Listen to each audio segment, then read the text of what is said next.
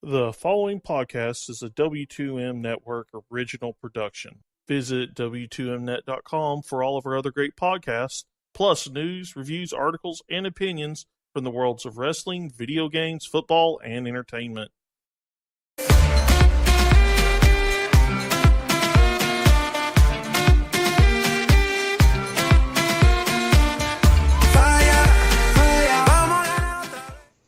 Hello and welcome to the first World Cup edition of Soccer to the Max. And it is celebration time for our resident Russian 5-0 over Saudi Arabia. Look, we knew Saudi Arabia was bad. I don't think anybody knew they were that bad. One Rachel, down, 2 to go. Rachel, I mean, 5 goals. I don't think you could have accepted that, right? I mean, that's... No, I didn't, because, I'm sure we'll get into this later, but after 2, they kind of took their foot off the pedal, and then just 3 just happened like that.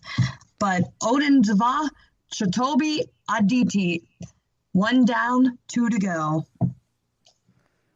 Well, Eric, I mean, we had great moments with Mr. Putin in the the box there. Okay, with everything in the lead up to how Russia got this tournament, then everything in the news the past couple of years, and the fact that he surprisingly did us a solid in voting for the North American bid for 2026. Seeing those 3 guys together, just shrugging, it's like, okay? Huh? I think it was Whatever. goal number 3, Infantino started doing the shrug, and I was like, oh my god. It's like, look, I mean, it's, yeah. I mean, Well, even I only had a 2-1 score line for this match, so once I saw the 2, I'm like, oh, perfect. Saudi Arabia needs to score, then I'm spot on. Then I saw 3, then 4 and 5, and I'm like, okay. I mean, if Saudi Arabia was halfway decent, 4 and 5 shouldn't happen. I turned it off when it hit minute 90, and I come back like 2 hours later and go, where the hell did these 2 goals come from? And Yeah. I saw them when I was getting back from lunch, and then looking through off air at some of the tweets saying, yeah, if you think this is bad with 32 teams, wait until you see it with 48 teams. And I'm like, oh, not now. Not now. All the big pundits. John Champion, of course, I think was doing the game for the World Feed or the BBC. I don't know which one, and he let it be known that I'm sure there was many thinking that as well. But it's like you got to think about it. It's the World Cup. It's not the get the 48 best teams in their cup. So, it's just like March Madness. They have teams that they're going to go in there and they're going to lose in that first game. And that's how it is. But the cool thing is that I think, like you were talking with Harry in in our little chat there. Hi, Harry. He's getting ready for his dude Mo Salah in a few hours to be able to play against Uruguay. Fit, but that's scary as well. We'll talk about that later. This allows you to have more upsets because it's only 3 teams per group. Oh, yeah. 3 teams. They're doing penalties to avoid and this is the legit term, circle of death. And for those other fans that would appreciate it, there's another term for groups of 5 teams called a Death Star. Math is awesome like that sometimes. So, yeah, things like this. So, I'm enjoying it now. I will enjoy it when the time comes and it does expand, because there's going to be a lot more intrigue, strategery. I don't know. Maybe, although I hope not, a repeat of West Germany, Austria '82. Who knows? No, Eric, you don't want that. I'm not saying I want it. I'm just saying.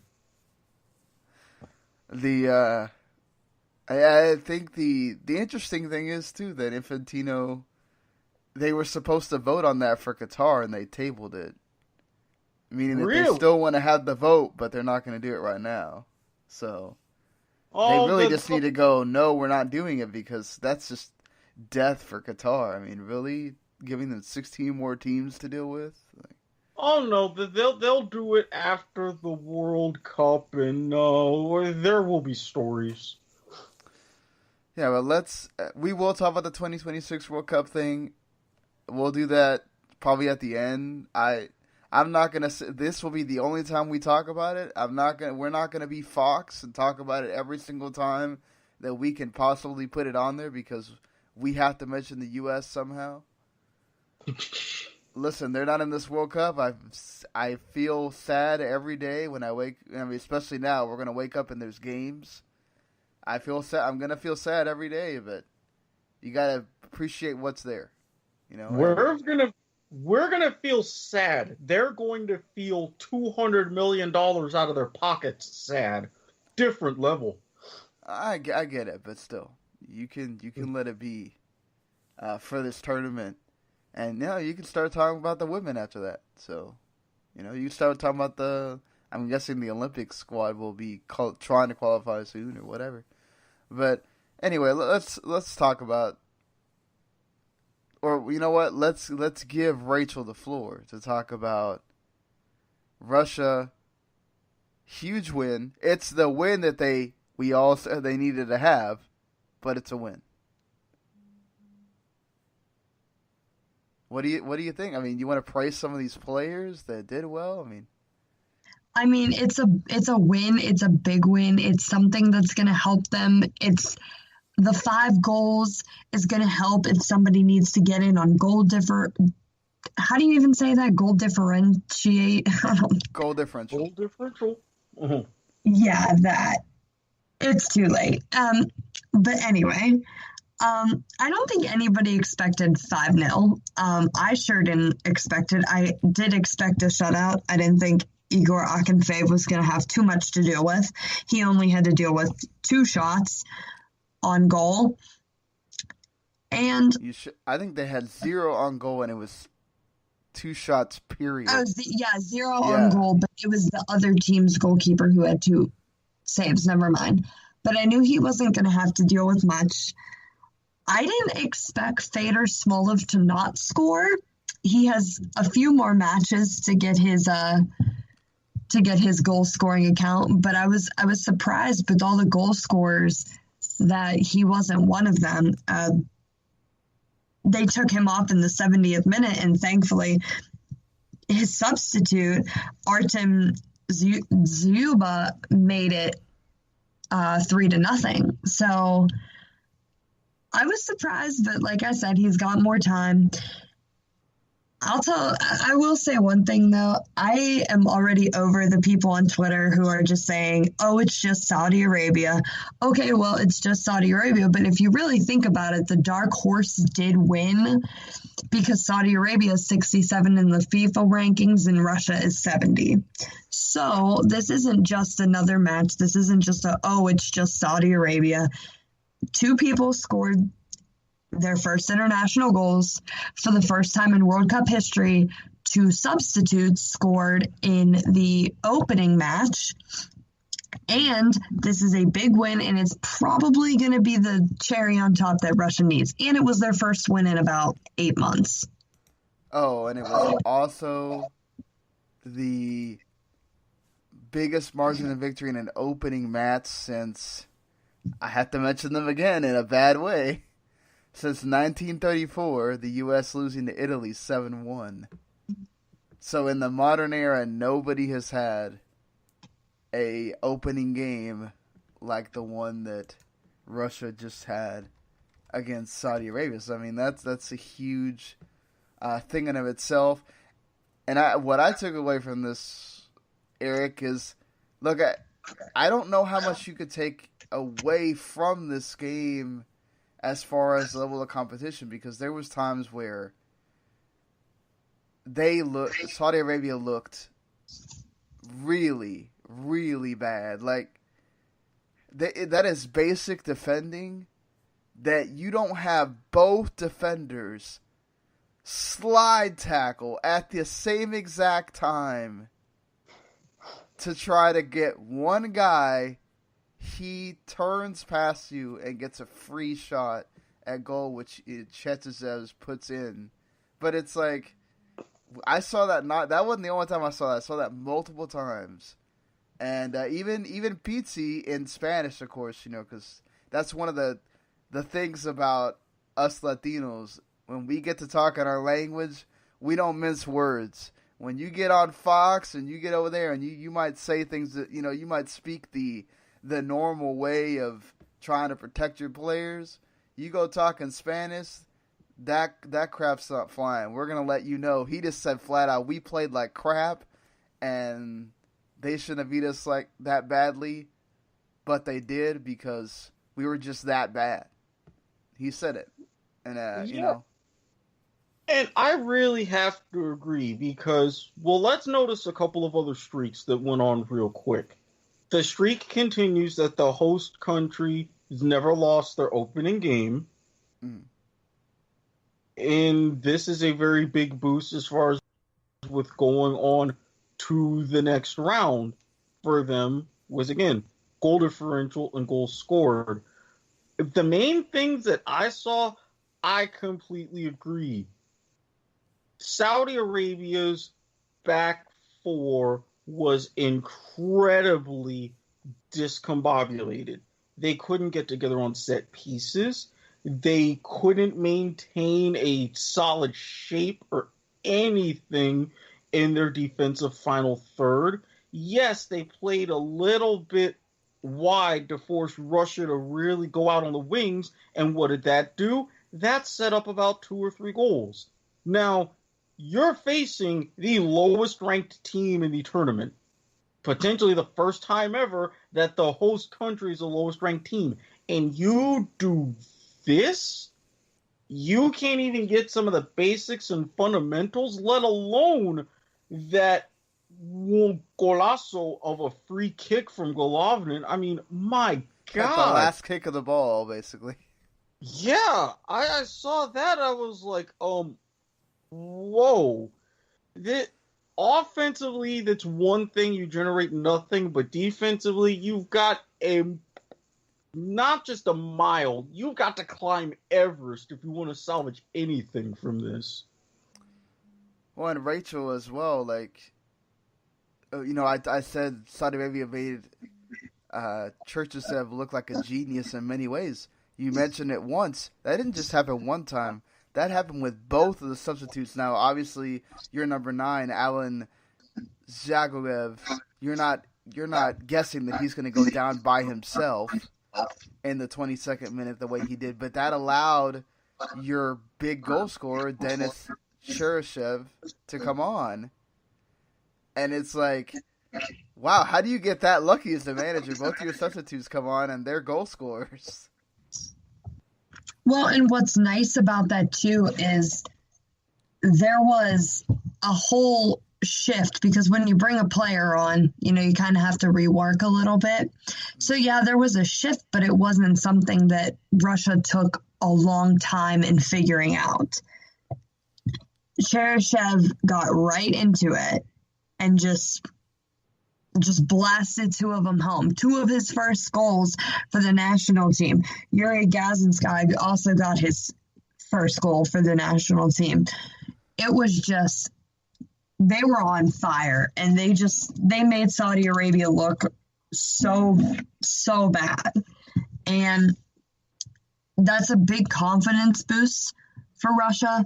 I mean, the fans, of course, were all out and they were all screaming, and just every time they were making noise, you wonder how, this was a win that you wonder how Russia's going to actually do against Egypt and do against Uruguay, because everyone's thinking, well, they're it's just Russia, not too much to worry about. Well, when you score 5 goals, I don't care who the opponent is, something to look out for. No, certainly. It makes you look like world leaders. And the thing is, too, I think if you're an Egypt fan right now, you're just hoping to God Mohamed Salah survives the game against Uruguay, because there's no guarantee that he doesn't get re-injured and that he doesn't even play the last 2 games because they rushed him back to make sure he was fit in the game that you probably, to be honest, could have maybe I'm not saying give it away, but just, hunker down and see if maybe you only let 1 goal in or something like that. But, they chose to rush him back and make sure that, and he wanted to be ready as well. He wanted to be there for his team and his country, and I totally get that. But you have to hope that, Diego Godin, one of those guys, doesn't go, let me pull on that arm a little bit. Let me see what I can do to maybe take him out of this game, and perhaps he's out for the rest of the group, and that gives Russia, huge advantage.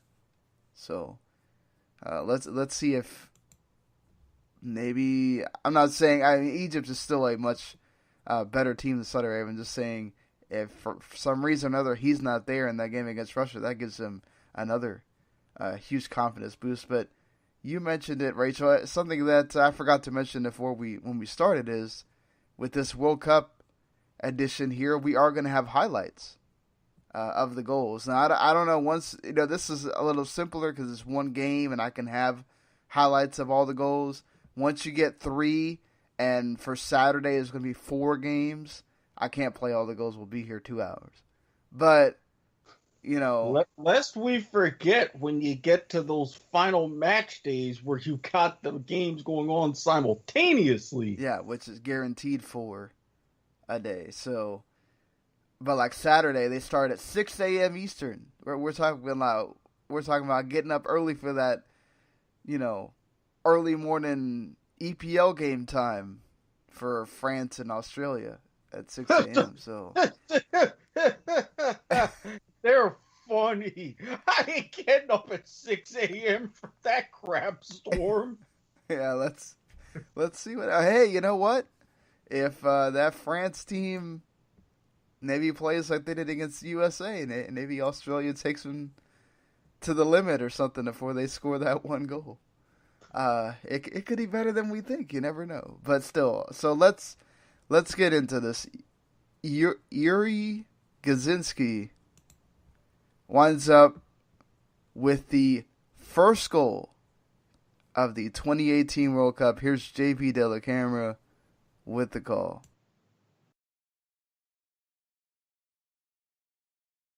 Zhirkov passes Golovin into the box. Header!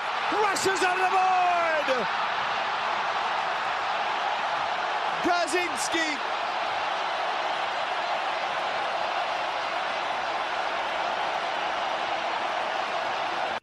I mean, that one, this is where you really first, because let's be honest, when Saudi Arabia started, they were really motivated. They were going after Russia. There was times where they were, forcing turnovers and going into the opposite end, and you look like, oh crap, maybe Saudi Arabia's a little better than we thought, and this first goal happens, and I think you can start seeing the deflation happen a little bit. They held on for a little while longer, but getting that first goal, that had to be euphoria for you, Rachel, of just, there you go, they've done it. It was a euphoria, not just for me, but for all those people in the stands, all of those people in Russia, Vladimir Putin. It was a relief for everyone just to get that first one on, because once the first one comes, then more keep rolling in. And I think this is one of Golovin's 2 assists on the day on this header here. He really was pulling the strings in midfield for Russia. I think for me, he's player of the game. I mean, obviously that goal at the end puts it over the top for him, but he was really making things happen there for for them, and I think that's the one guy maybe you can count on going forward to say, okay, he's our creator. He can get the ball up to Smolov and get it on the wings to Samedov and Zhirkov, and let's see how this goes. But that first goal happens.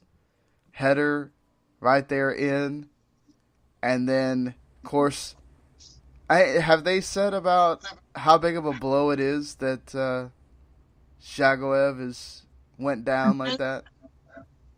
Put on their Instagram after the match that he has to get an MRI. It's something that he pulled some muscles in his ligaments. I don't know, so I guess we'll see about the MRI. Yeah, hamstring, I think, is what I heard them say. That looked really bad. Like, he just goes down, and I don't know. Andres Cantor made it seem like he just kind of pulled up lame on purpose. And then I'm looking at the like, oh no, he's hurt. Like, he's getting out of this game because he went out by himself. And I'm thinking like, oh God, did he tear his ACL or something? You know, and you know, at that point you're going, oh, that's your number 9. There's got to be a problem. And no, he goes out and things get even better for Russia at this point. Of course, it's all the way almost at the end of the half, 43rd minute.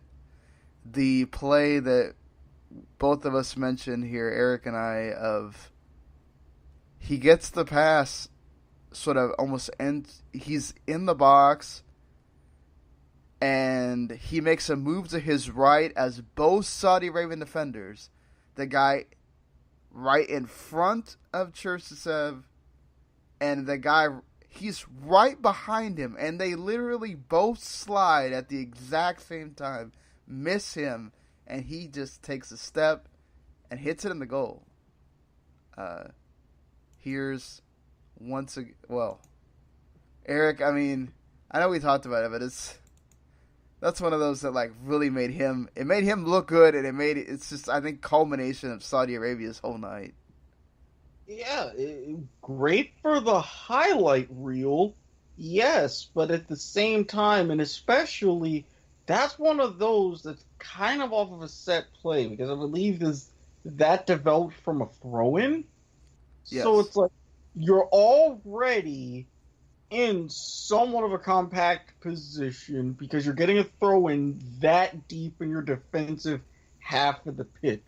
Okay, you know, if Russia targets a couple of passes, they could get at least a half a chance. And they're like, oh, well, this guy, it's one of those, it's like, I got it, and they run into each other, and it's like, I don't got it. That was one of those moments. So here it is, the goal for Churches, the first one.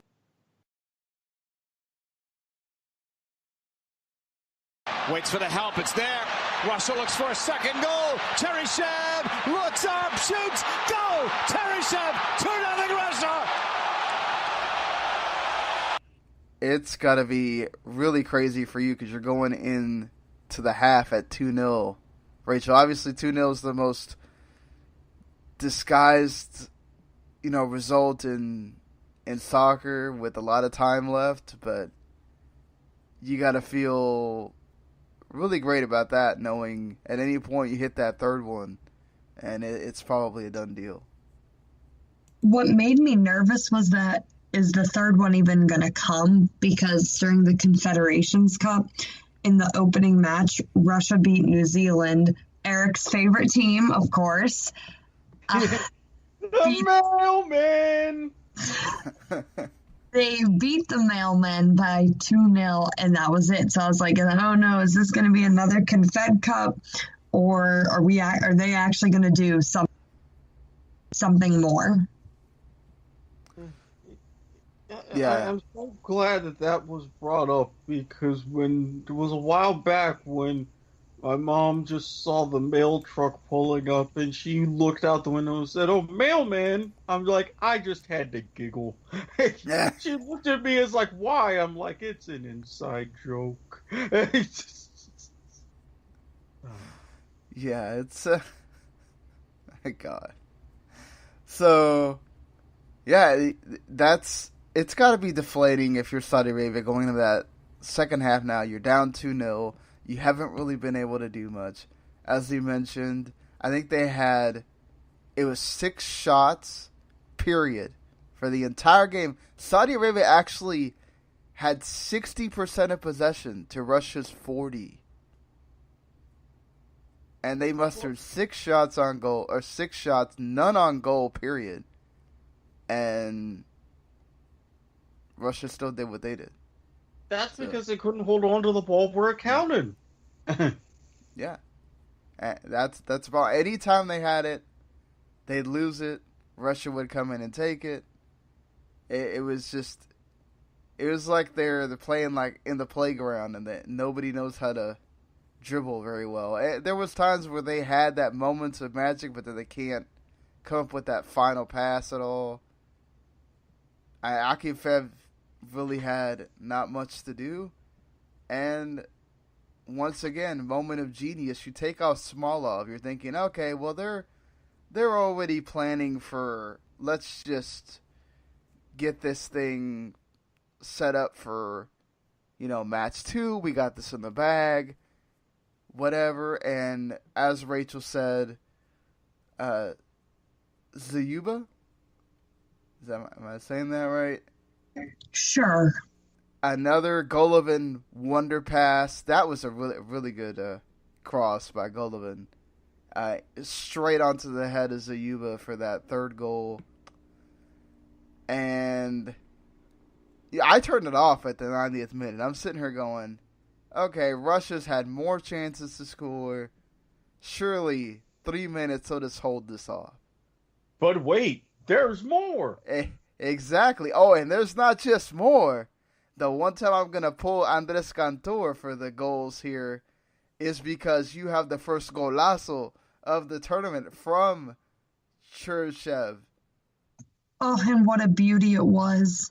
In Spanish, we call it the tres dedos, the 3 finger, the 3 toes, 3 fingers, because it was absolutely, he just lets it fly and it goes in, and you're like, holy crap, this early, we already have a goal like that. Like, man, maybe we're set up for a really good World Cup. So here's the famous, or maybe if you think it's annoying, the infamous Andres Cantor for the big Cherchev goal.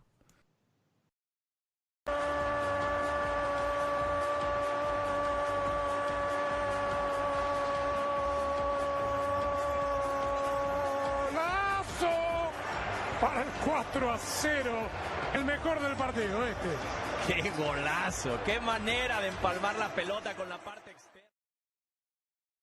Literally 10 seconds of that was him just yelling goal. That man is amazing. But no. Go ahead, sir. Oh, I was just going to say, if I could just, I wouldn't even want to call a match with him. If I could just be in his presence as that happens, I'm like, okay, I'm done. Bucket list check. I think he said he's 59? He's still doing that? It's amazing. But no, seriously, I wonder if we're gonna have 5 goals that good, and that was in game 1. So, and then to top it off, Golovin, who'd already had a wonderful night, 94th minute, it's just a free kick. Like, it's like one of those, like, what the hell, right? Like, let's see what happens. He hits it. The Saudi Arabia keeper is just absolutely on the other side. He reacts completely late. It goes in on the right side. Credit to Golovin again for placing it well. And it's just, again, I think it's just another submission of Saudi Arabia of maybe if you were better positioned, you could have stopped that thing. But they had a 4-man wall. Yeah. 4. And they all ducked. Yep. It's like the one thing they tell you not to do is jump and duck, and you did either one of those. So come on, guys. I don't know how much they're paying you to stand there, but they're paying you. So it's like that Saints player on the Stephon Diggs play If it wasn't such perfectly motion, that would have been another GIF. And Rachel, I think another great moment for Russia, they avoid. I think it would have been their longest losing streak since when the Tsar was still reigning. If they would have lost again, Russia. So going 7 winless to now get your first win of the World Cup, that's got to be a motivator now. It's a motivator, and it's just, you have the whole nation behind you. You need to win the group. Let's get it. Yeah, I think that was the thing that I heard many people talking about in the prelude, is how many times they interviewed somebody that was there and the Russian fans were just not feeling the team. They were not very supportive, thinking that Russia would do anything. And this has got to be, there's got to be parties going on right now. Oh, there is. Oh, boy. The vodka, the women. Damn it, why am I not there? So, yeah, I mean, that's pretty much it. We'll see if we see much more parity, in a few hours here, with Mo Salah making his debut for Egypt against Uruguay and Luis Suarez and company. And we also get Iran and Morocco in the middle part of the day at 11 o'clock a.m. Eastern. And then one of the big games of the group stage, Portugal and Spain. No Julen Lopetegui, because Real Madrid thinks that they're bigger than everybody and need to announce that he's the manager before they even kick a ball. Well, considering what Real Madrid has done, and Zidane was just like, yeah, bye. No, but Calderon is just such a egomaniac. Like, he goes on record and goes, I don't know why he can't be coaching right now. You don't know why? You don't tell your own FA that you're going to appoint him the manager of Real Madrid when half your team is Real Madrid and the other half is Barcelona? You don't think there's going to be a problem there? It's like, I totally get the FA making a decision. Like, you can't do that. Like, I completely agree with that. It's just like, really? But again, that's just Real's own arrogance getting the best of them and kind of screwing La Furia Roja over, at least temporarily, you would think. Well, let's see what happens, because Toni Kroos went on record to say that he doesn't think much changes with the way Spain's going to play. Hierro's just going to come in and institute the same system. They were already starting to play the way of 2010, with false nines at times and everything already. So No. I am not sitting through another tournament of that from Spain. No. Well, I mean, if there's one game that you can do that in, it's Portugal, because I think you're trying to make sure, Ronaldo doesn't hit you on the counter or something like that. Yeah, for the Iberian Derby, that's okay. I'm willing to give them a pass. But if I see the numbers 4-6-0 at any point beyond that, I swear the punching of the face is going to happen to somebody, and it won't be pretty. Yeah, I mean, you can't do that against Iran and Morocco, because they're sitting back, waiting for you to. If y'all just play possession while they don't actually try to go attack you, that's gonna be a fun game to watch. I say that with all the sarcasm in the world, but I think we're in for some fun games, and I wonder. I think Morocco and Iran will be better than we think. Maybe. I mean, I'll be sitting at my cube, lamenting my life decisions, watching that match. So we'll see if they provide me some respite. Yeah, I got lucky. I got to watch the whole game at work, but I think it's going to be much different with 3 games going on. At some point, I'm going to get somebody yelling at me that's like, oh my God, enough with this, the like background noise of somebody talking and crowd noise and everything else. But we'll see how long I get to last before somebody of management comes in and goes, why is there a phone blaring something while everybody's here in the office? So. The benefits of headphones. I mean, I could wear headphones, but I try to not do that because I can make the excuse that other people are watching it too if somebody comes in, and it's less of a more individual punishment than it is okay, just turn that off thing, and we go on. But Friday's usually very busy. We'll see if that's the case this time around, because I'm sure the people that are the main reason we are there are going to be wanting to watch this too. So we'll see how that goes, especially with all the rain we've been having here in the Florida area, as Eric and I can attest to. So, yes, that is a thing. But Rachel, yeah. I mean, so you got the euphoria out of the way. Now I guess you get to. I'm guessing you're hoping for a draw, or what are you hoping for tomorrow? I guess a draw. That'd be nice. I don't think it's gonna happen, but I'm looking forward to some more wins from the boys in red. Certainly. Everybody's gonna be looking for that Spain-Portugal. Of course, how Spain play without Lopetegui as well, and all that. How Portugal play? Are they gonna come out like in the Euros? Are they actually gonna come out and attack? Or what's gonna be happening there? So lots of storylines, I think, for us to discuss in day 2 of our Going Daily for the World Cup. Hopefully you enjoyed our rundown and analysis of the first game. Sadly, there really wasn't a whole lot to talk about because it was Russia domination on the first day, and now we hope for more competitive things going forward. Not that that's bad. Obviously, for Rachel, she probably would hope that all the games are 5-0, but please.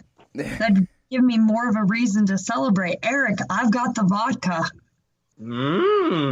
I like the sound of that. Oh, man. Getting drunk? No. So, if you like what you heard... You say no, I say yes. Hit the subscribe on Soccer to the Max. You'll get all of our World Cup podcasts going forward. They as soon as they drop, they're there for you. You can listen to them on your way to work, or whenever it is on your break, or who knows. Whenever it is you decide to listen to podcasts, we appreciate it.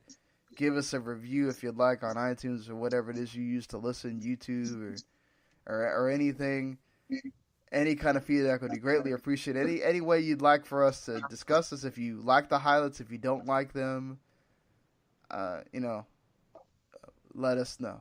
But tomorrow, 3 games on tap, guys. Some big matchups, and yeah. And until then, we'll see you later. Peace. See ya.